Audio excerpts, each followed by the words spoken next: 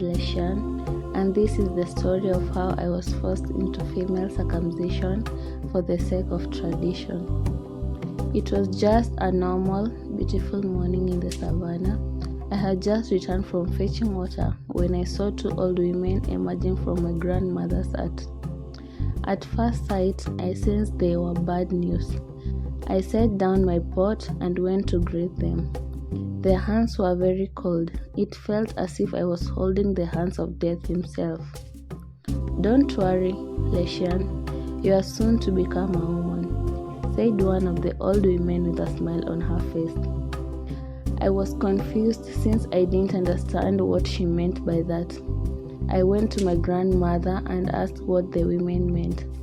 She looked at me with a smile on her face and said, "We Masaai are held together by culture, a culture that has been there since the beginning of time. There comes a time, my child, when a Masaai girl has to transition from being just a girl to becoming a Masaai woman. You are going to get circumcised, Leshan," she finally revealed. I could hear my heartbeat quickening. One of my greatest horrors was coming to life. I never wanted to be circumcised. I never wanted to become a Masaai woman. It's my life. I can't be forced into something I don't want.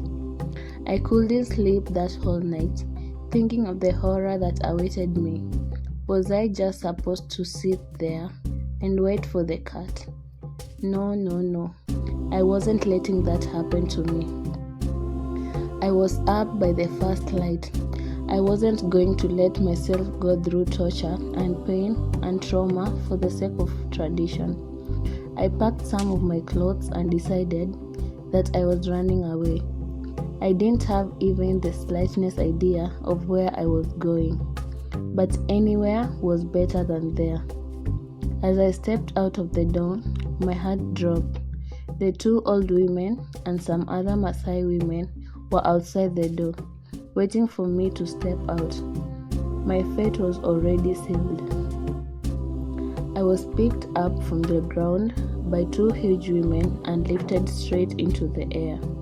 The other women started ululating, singing Masaai traditional songs. I was carried all the way to a very old hut. Inside the hut, everything looked sad. I remember seeing traditional artifacts of our people, the Masaai. The women were still singing as I was thrown to the ground. A very old Masaai woman stepped from the darkness towards me. The two huge women bolted me to the ground in a sitting position as the old woman came closer to me with a razor blade in her wrinkled hands. I wished for death because the thought of living my life with that memory in my head was unbearable. I felt the blade going through my body. I tried moving, but I couldn't move a muscle. After the old woman was done, the women in the house and outside in the compound were celebrating while I was in tears. I could feel my blood dripping down my legs. I was then given herbal medicines to help reduce the rate of blood loss. The blood stopped dripping, but my heart continued bleeding. I was escorted back home by the women. I saw my grandmother waiting for me outside the manyatta.